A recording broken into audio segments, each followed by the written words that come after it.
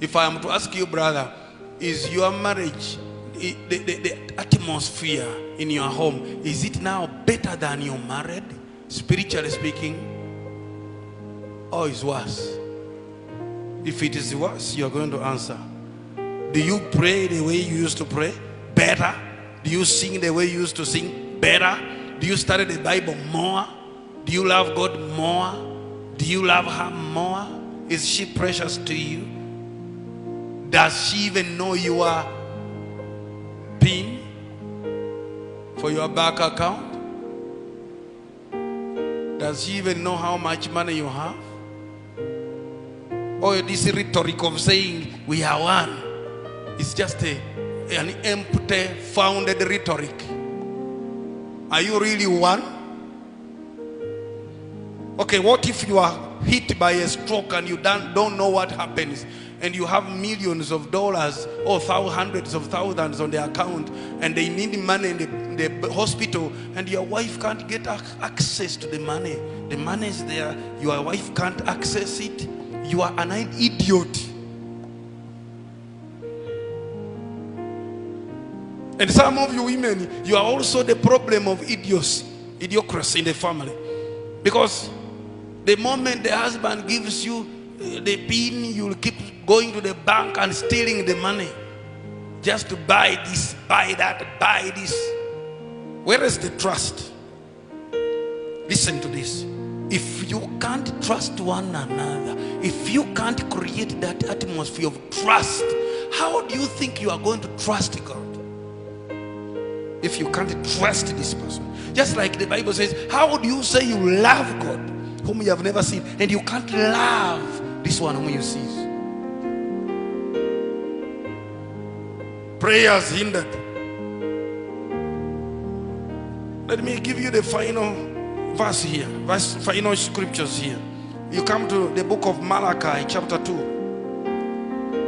And this you have done again, covering the altar of the Lord with tears and with weeping and with crying out, in so much that he regardeth not the offering anymore, nor receiveth it with goodwill at your hand. Can you imagine God, whether you pay your tithes or offerings, whether you make offerings of your own body, sacrifice of fasting and prayer, God doesn't regard it, doesn't take it. What brings you to that condition? Because you've brought tears on the altar. Sister, if your husband is shedding tears because of you, your wife is shedding tears because of you,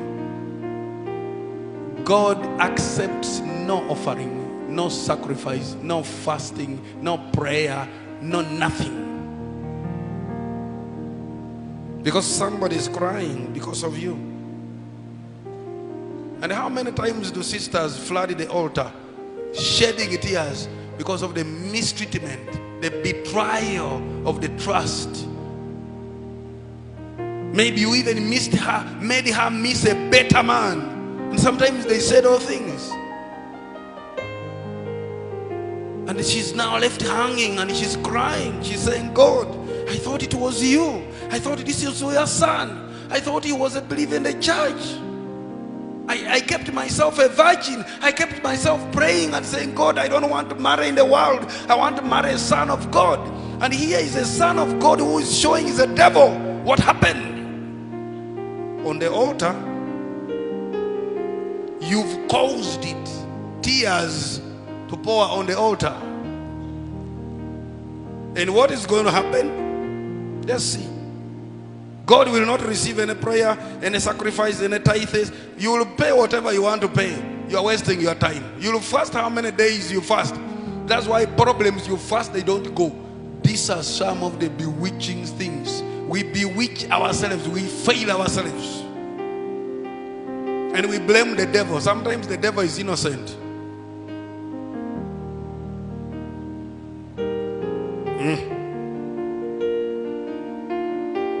Let me finish quickly.